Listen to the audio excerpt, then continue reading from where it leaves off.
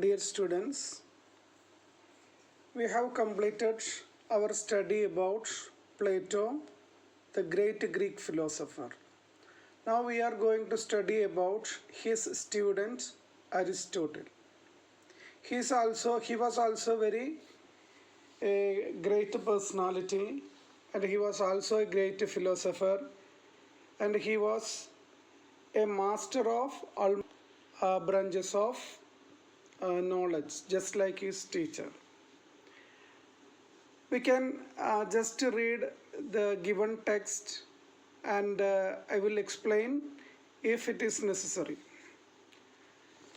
We are going to read first Aristotle's early life. That means, how was his life when he was a boy? Who were his parents? What education did he get? And who was his first teacher? And what was his place in Athens or Greece? Let's see. Aristotle was born in 384 BC in Stagira in northern Greece. He was born in Greece. Both of his parents were members of traditional medical families. His father was a physician. His name was Nicomachus. He was working in the court of King Amyntas III. And his mother was also a member of a traditional medical family.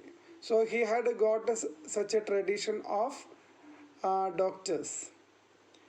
His parents died while he was young.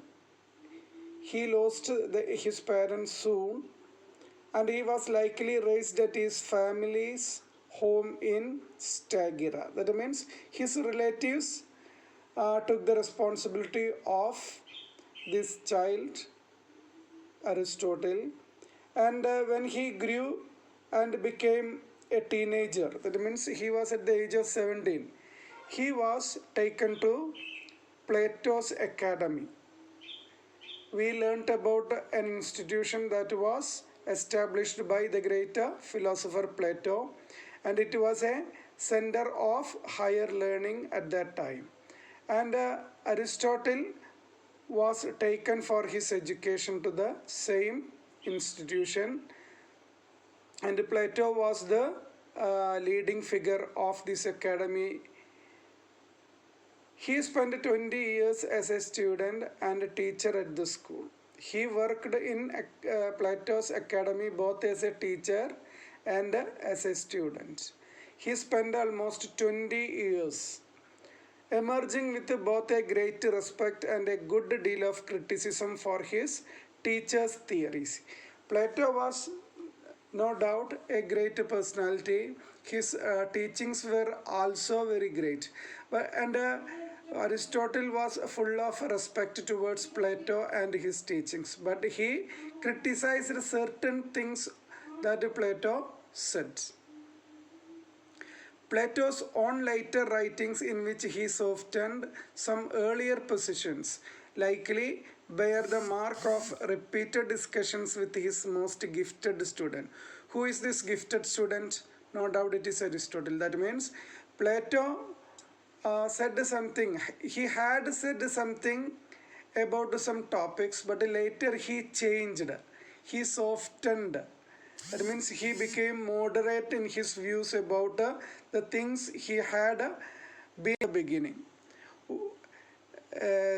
This was because Aristotle discussed things about his stand. That means Plato's stand, and he tried to change his teacher, and he succeeded in that. That means that was the result. That means Plato had said something about some topics. He had strong stance about certain things, but later he changed them under the influence of his students, the gifted student Aristotle.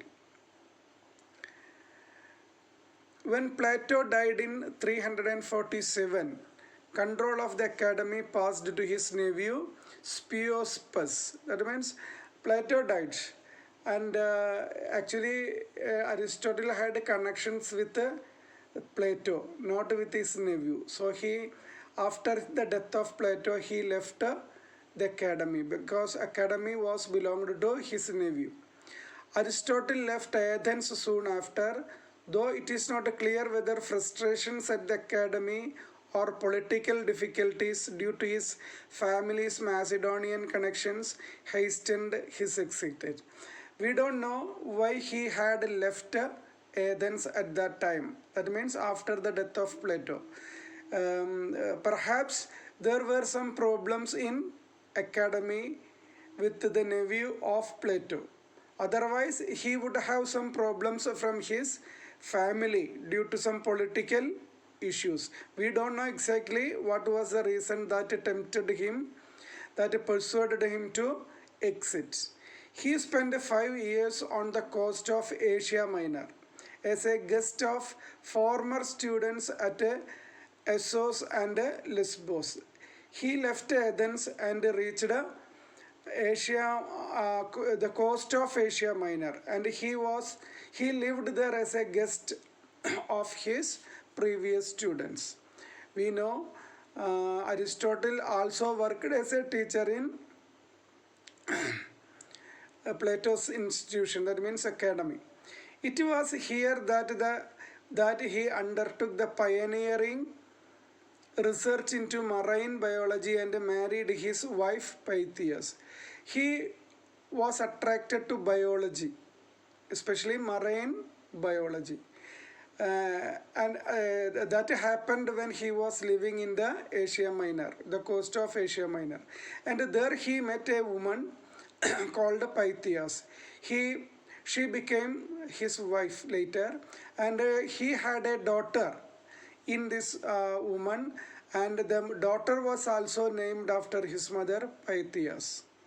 In 342, Aristotle was summoned to Macedonia by King Philip II to tutor his son, the future Alexander the Great. All of you know, I am sure, about Alexander the Great. He was the student of Aristotle. See the chain: Socrates, Plato, Aristotle, and Alexander the Great.